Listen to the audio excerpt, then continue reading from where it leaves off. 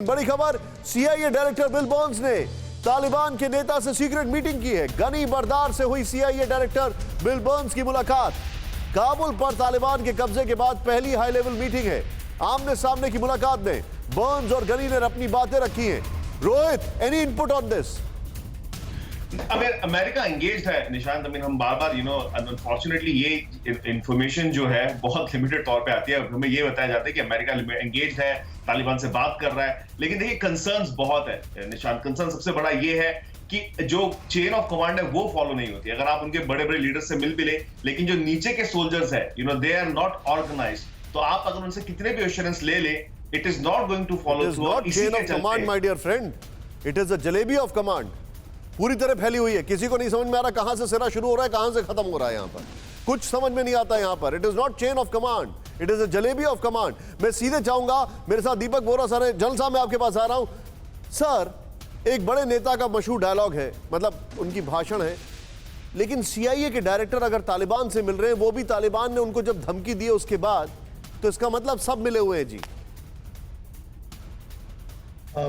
आपने बहुत अच्छा सवाल किया है, लेकिन आपके सवाल का जवाब देने से पहले एक चीज मैं कहना चाहता हूं कि माना जाता है कि जो पंजशीर है, ये 10वीं शताब्दी के जो अफगान के शहंशाह थे किंग महमूद गजनी से जो आए थे, तो 5 भाइयों ने बनाए थे वहां पर कुछ ऐसी इमारतें ताकि फ्लड्स ना आए, लोगों के घर ना डैमेज हो। और पंजशीर, कुछ दूसरे लोग कहते हैं, ये नदी पंचमी से डिसेंडेड है, जो कि महाभारत में जिसका जिक्र होता है। तो कहने का मतलब यह है कि बहुत समय से हमारे संबंध इनके साथ है। सब आपने जो सवाल पूछा है, मैं एक काउंटर सवाल पूरी दुनिया से पूछना चाहता हूं। अमेरिका के पास दुनिया की सबसे बड़ी इंटेलिजेंस कैपेबिलिटी है, जो इस समय आप और मैं बात कर रहे हैं, वो उसको भी सुन रहे होंगे, एनालाइज कर रहे होंगे, उनके मेन फ्रेम कंप्यूटर्स पे स्टोर हो रहा है। अगर ये शक्ति इनके पास है, और पहले भी थी जब सोवियत संघ के अगेंस्ट जंग चल रहा था, वो मुजाहिदीन को पूरी रियल टाइम इंफॉर्मेशन देते थे, तो उनको मालूम नहीं था कि तालिबान पाकिस्तान से इतने टैंक्स, इतने आर्मर्ड पर्सनल कैरियर लेके आ रहे हैं। जहां तक मेरा शक है, ये अग्रीमेंट किया गया है कि तालिबान वहां आएगा, अमेरिका पीछे हट जाएगा, क्योंकि उसका दुश्मन इस समय, अब अफगानिस्तान में उसकी कोई दुश्मनी नहीं है। अमेरिका का दुश्मन रूस है, चीन है, ईरान है और पाकिस्तान है, जो इमर्जिंग क्वाड की हम बात करते हैं। और अगर अनस्टेबल अफगानिस्तान हो और तालिबान इन चारों के साथ पंगा लेगा, तो अमेरिका कहेगा कि मेरा मिशन अकम्प्लिश्ड है। नहीं तो जो हथियार वो छोड़ के गए हैं सर, तालिबान किसके अगेंस्ट इन हथियारों को यूज करेंगे? NATO level force. लेकिन ये कंप्लीटली डिफरेंट सब्जेक्ट है। मैं इतना कहना चाहता हूँ कि यूएस के इंटेलिजेंस चीफ इस समय अफगानिस्तान में तालिबान के लीडर से मुलाकात कर रहे हैं, जहां पर भी वो मुलाकात कर रहे हैं, वो यही कह रहे हैं कि हमने अपना जो हमारा प्रॉमिस का हिस्सा था निभाया, अब आप भी निभाइए। अब आप तंग करिए चाइना को, अब तंग करिए जो 5 स्थान है। आपने जो दीपक सर बताया, मुझे मैं आपको रोक रहा हूं, माफी चाह रहा हूं, क्योंकि समय थोड़ा कम है, मुझे तुरंत अगली खबर पर जाना है। लेकिन जॉनी मेरा नाम फिल्म का डायलॉग, वो मदद कम मांग रहे थे, ये मदद ज्यादा दे रहे थे। You are absolutely right. I totally agree with you. जल साहब कुछ कहना चाह रहे हैं sir, please go ahead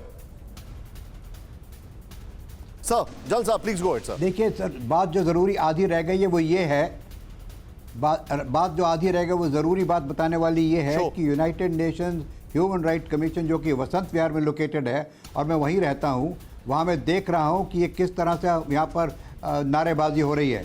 it's a very serious problem Nishant, क्योंकि इन रिफ्यूजीज को, हम रिफ्यूजीज की पहले तो हमें इन्हें कहीं ना कहीं जगह देनी है रहने की। राइट। दूसरी ज़्यादा more important thing from my point of view is कि इसको हमें एक एक आदमी को एनालाइज, कौन आदमी है ये, हो सकता है कि मेरे मुंह की बात छीन ली। कोई गलत आदमी भी आ गया हो। रेवोल्यूशन कर रहा हूं मैं, क्योंकि ये सारी चीजें मैं जिसको कहते हैं ना, यूनिवर्सिटी ऑफ सोशल मीडिया से मैं बहुत कम रेफरेंस लेता हूं, लेकिन उसी यूनिवर्सिटी ऑफ सोशल मीडिया पे मैंने एक खबर पढ़ी है। अब आप मुझे बताइए if I am wrong. Rahul, मैं चाहूंगा वो जो प्रोटेस्ट वाले विजुअल्स हैं वो ब्रेकिंग वो दिखाएं। कपिल सर, मैं आपके पास आ रहा हूं।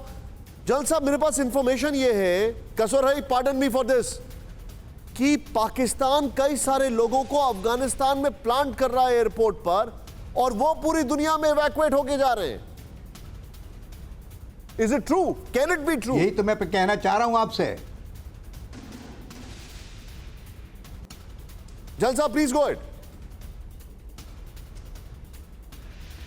यही तो मैं कहना चाह रहा हूं कि जो व्यक्ति अफगानिस्तान से आ रहा है उसकी हमें डिटेल में छानबीन करनी है, तभी उसको हम रिफ्यूजी स्टेटस दे सकते हैं और तभी उसकी हम और कोई हरकत कर सकते हैं।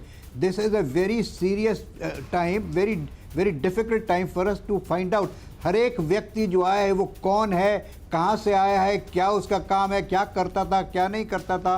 We have to really involve our intelligence agencies to debrief these people, और डीब्रीफ के बाद मालूम चलेगा कि जो 600, 800, 10, 1000 लोग आ गए हैं उनमें से सब सही हैं कि कुछ गलत भी घुसपैठ कर चुके हैं।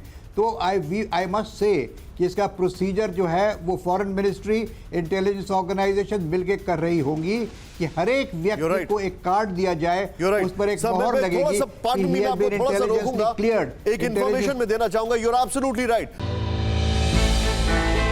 हमने की गलती फिर एक बार, कोरोना ने किया दोबारा प्रहार। मास्क, 2 गज दूरी, करें अपनी सुरक्षा खुद। कोरोना टीका हम सबको लगाना है, मिलकर साथ समझदारी से कोरोना को हराना है।